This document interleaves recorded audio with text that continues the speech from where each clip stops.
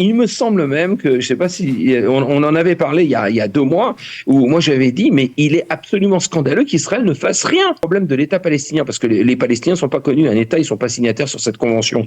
Mais pourquoi le Qatar n'est pas poursuivi ? Pour avoir en fait payé et subventionné le Hamas qui a lui-même fait le génocide. Pourquoi l'Afrique du Sud elle-même n'est pas poursuivie ? Pourquoi on attend d'être le dos au mur pour pouvoir contre-attaquer ? Je pense qu'Israël aurait dû être au niveau juridique beaucoup plus agressif et aurait dû prendre les devants et attaquer ces pays. Nous avons le plaisir d'être en ligne avec Maître Philippe Koskas. Philippe, bonjour, Boker Tov. Boker Daniel, bonjour à nos auditeurs. Bonjour, on vous a sollicité il y a quelques jours pour parler des verdicts de la Cour suprême israélienne, mais cette fois on va partir à l'étranger et on voudrait essayer que vous nous aidiez à faire le clair sur ce recours déposé par l'Afrique du Sud contre l'État d'Israël devant le tribunal international de La Haye, la Haute Cour de justice internationale de La Haye. Dites-moi exactement comment on doit l'appeler. C'est la Cour internationale de justice. Voilà, oui, c'est la Cour internationale de justice. La CIG. La CIG, à ne pas confondre, il faut le préciser, avec la Cour pénale internationale, qui est aussi à La Haye. Absolument, Daniel, bravo. Voilà. Alors, il y a 2 cours qui sont complètement différentes, qui émanent de 2 traités différents, et l'un concerne les États, et l'autre concerne les personnes, c'est-à-dire la Cour pénale internationale qui concerne les personnes, tandis que la CIG, la Cour internationale de justice, concerne les États. Ok, alors ça c'est déjà une première précision importante parce que on va en avoir besoin d'autres parce que il y a des informations qui circulent et on aimerait mieux les comprendre. Alors, qu'est-ce qui permet d'abord à l'Afrique du Sud de déposer un tel recours et d'accuser Israël d'intention génocidaire? Quel est le dossier, quel est le case de l'Afrique du Sud ? Alors, écoutez, qu'est-ce qui se permet ? Est-ce qu'elle a un droit d'abord ? Parce que toujours on parle quand on parle de droit, est-ce qu'on a un droit à agir ?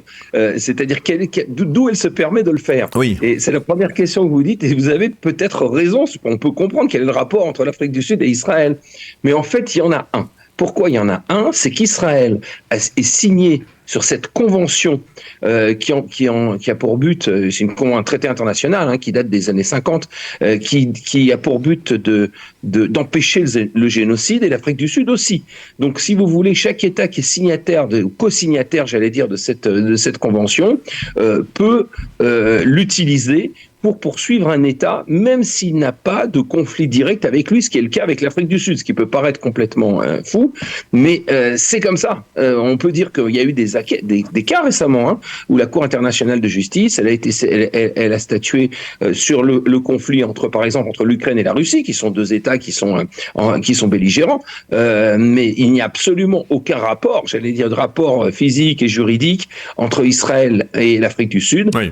Mais on peut voir qu'évidemment l'Afrique du Sud a soutenu les Palestiniens depuis très longtemps, et c'est elle qui a décidé de porter cet étendard, ce triste étendard, de poursuivre Israël donc devant cette Cour internationale de justice. Parce qu'elle est co-signataire de ce traité international. Alors d'accord, mais est-ce qu'il suffit d'être co-signataire pour raconter n'importe quoi, ou finalement concrètement, qu'est-ce qu'elle contient cette requête ? Parce que est-ce qu'elle se base sur des preuves ? Est-ce que c'est vrai sur des déclarations ? Parce que voilà, par exemple, je l'ai expliqué tout à l'heure, apparemment ça repose sur des déclarations, on va dire à peine exagérées peut-être de la part de certains députés ou de la coalition gouvernementale qui ont dit tout de suite après le 7 octobre qu'il fallait raser Gaza, qu'il fallait détruire sans distinction toute la population, enfin c'est là-dessus, sur des déclarations que ça se base ? Alors, non, absolument pas. C'est un pourvoi qui a été rédigé, il a 80 pages. Évidemment, il a été alimenté par les Palestiniens, c'est évident. C'est pas l'Afrique du Sud qui a eu tout ce savoir-là soudain. Ils l'ont pas rêvé la nuit. Alors, et vous posez une question qui est extrêmement, en fait, qui a une conséquence juridique. Parce que juridiquement, c'est quoi le génocide ? Oui. Le génocide, c'est il y a comme 2 éléments. D'ailleurs, il y a toujours 2 éléments en droit pénal. Il y a un élément dit physique et un élément dit intentionnel. Je prends un exemple pour vos auditeurs pour qu'ils comprennent. Par exemple, quelqu'un va écraser un piéton sur la route. Il n'y avait pas l'intention de le tuer. Donc il y a, si vous voulez, il y a un accident, mais il y a mort d'homme. mais il n'y a pas meurtre, dans le sens où il n'y avait pas l'intention de le tuer. Si vous voulez, il y a un... En hébreu, c'est shogeg et mézid, c'est cela. Voilà, absolument. Donc, il y a toujours deux éléments qui jouent. Il y a l'élément physique et l'élément intentionnel. Et alors, l'élément physique, il est tout à fait clair. Sont venus des 3000 terroristes, nous ont tué 1400 personnes. Et ça, c'est clair qu'ils avaient une intention de tuer. C'est évidemment clair. Ils ont traversé la frontière et ils ont voulu tuer. Et j'allais dire, et là, on peut voir que dans le simple acte, il y a même l'intention. Et moi je dis que tout à fait, et je crois qu'on en a parlé aussi sur nos antennes, non seulement le Hamas, mais j'allais dire ce qu'on appelle la Palestine, puisque le Hamas a été élu par l'autorité palestinienne, avait une intention génocidaire. C'est exactement l'inversion des valeurs. Or, ce qui est en train de se passer, c'est que l'Afrique du Sud, à l'heure actuelle, va dire, voilà, Israël a répondu, ils en parlent dans leur... ils ne font pas fi, évidemment, de ce qui s'est passé le 7 octobre, mais dit... Philippe, Israël a tué plus de 20 000 civils et a également l'intention, de déplacer les populations et de vouloir exterminer le peuple ou la race, parce que c'est les termes de la Convention, j'ai le terme de race, parce que je ne pense pas qu'il y ait une race palestinienne, mais enfin bon, le peuple palestinien, donc avait l'intention. Et pour prouver cette intention, ils citent qui ?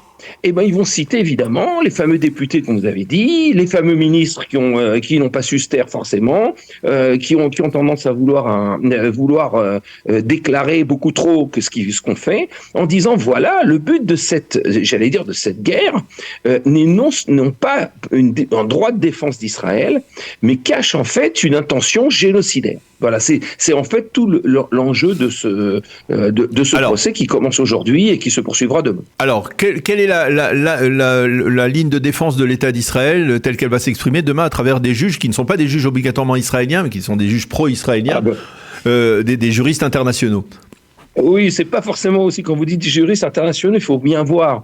C'est une cour, donc ces cours, ce sont des juges qui sont nommés pour 9 ans, donc théoriquement, on leur octroie le statut de juge indépendant, mais il faut pas oublier leur origine, dans le sens où il y a 15 juges qui sont nommés, le président, la présidente plutôt de ce tribunal est une américaine, mais il y a également des gens, des juges qui émanent des pays qui nous sont nos plus proches amis, comme le Liban, comme des pays africains, comme évidemment il y a des Russes, etc., etc. Donc si vous voulez dire, est-ce qu'on va vouloir, et ça on pourra le voir évidemment dans les attendus de la Cour, est-ce que les juges pourront faire fi de leur origine pour trancher sur le fond au niveau juridique, parce que juridiquement, je pense qu'Israël a un dossier solide.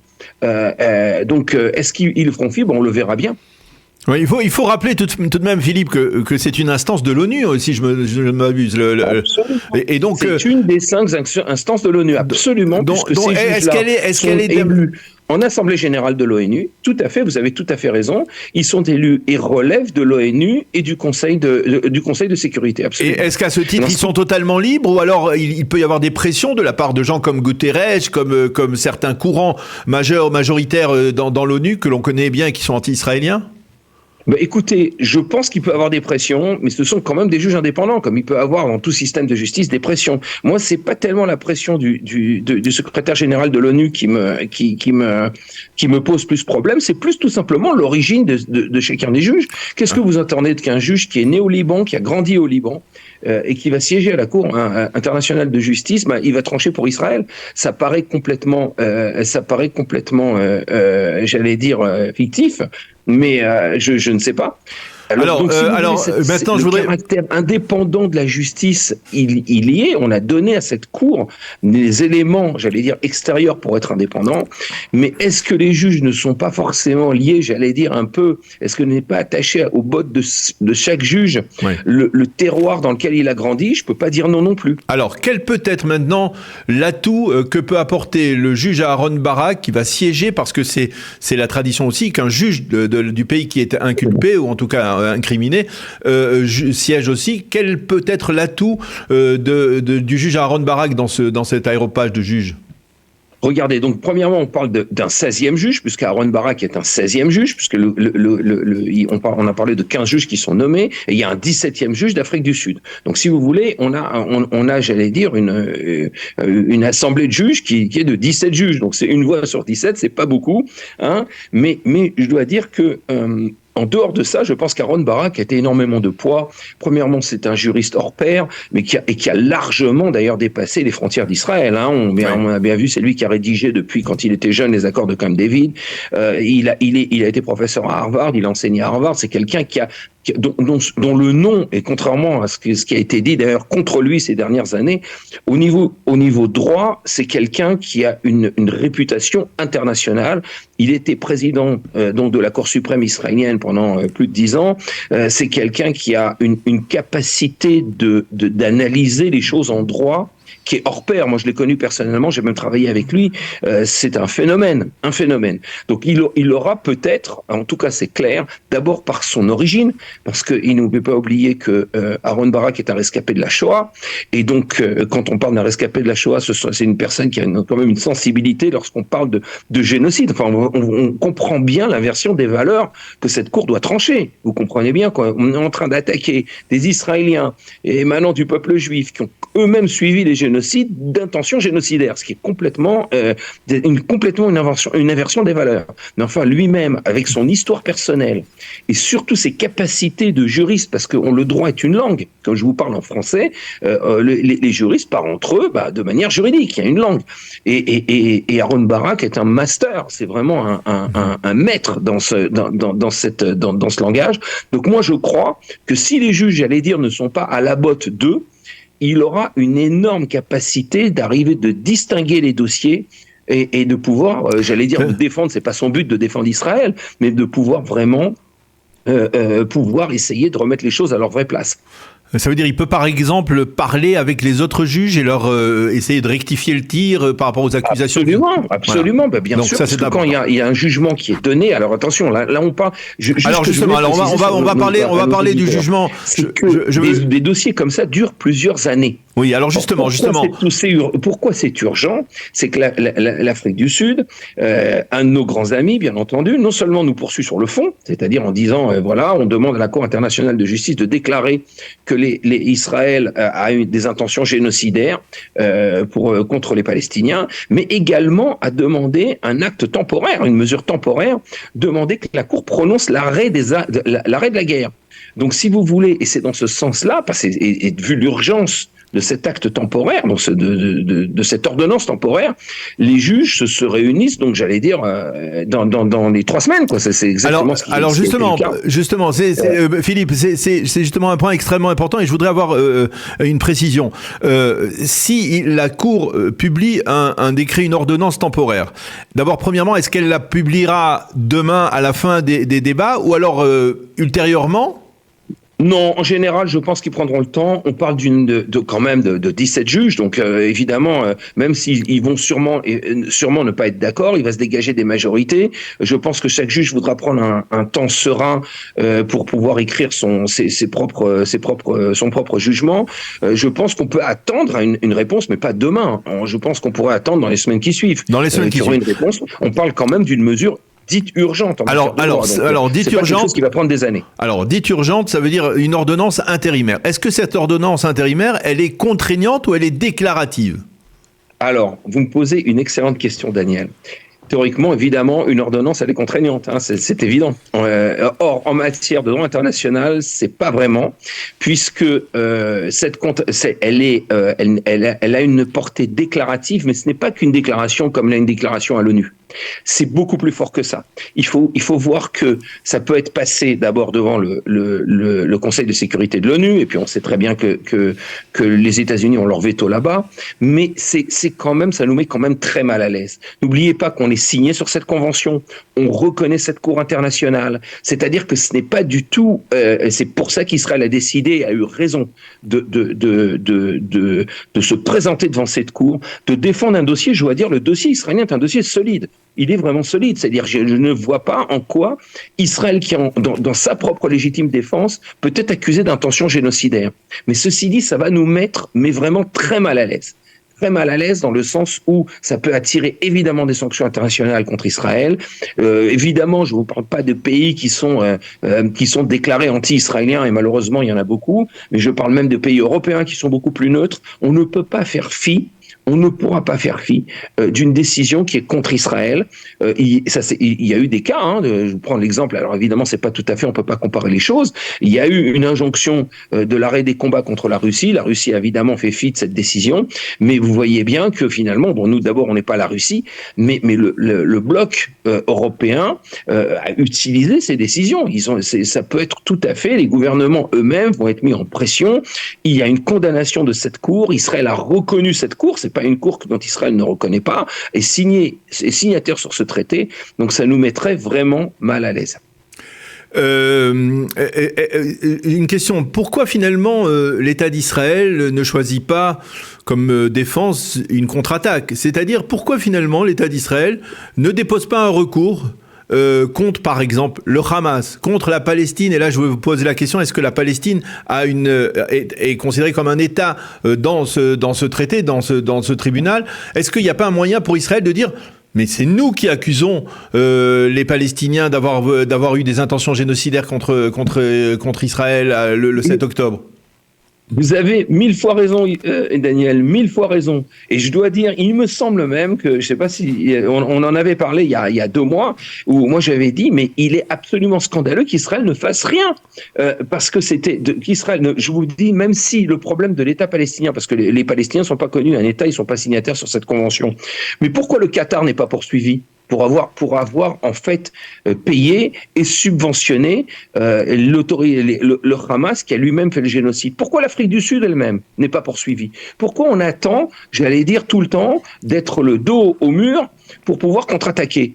Si vous voulez, je suis absolument d'accord avec vous. Je pense qu'Israël aurait dû être au niveau juridique beaucoup plus agressif et aurait dû prendre les devants et attaquer ces pays qui sont signataires, donc sont des pays signataires de ces conventions, pour leur disant, mais voilà, vous avez également, dans le cas de l'aide au génocide, c'est considéré aussi comme une infraction, et il aurait dû le faire. Alors je crois que dans les canaux, malheureusement un peu trop tard, mais dans les canaux, il y a une intention de déposer plainte contre l'Afrique du Sud, et je crois que la plainte est en train de se préparer.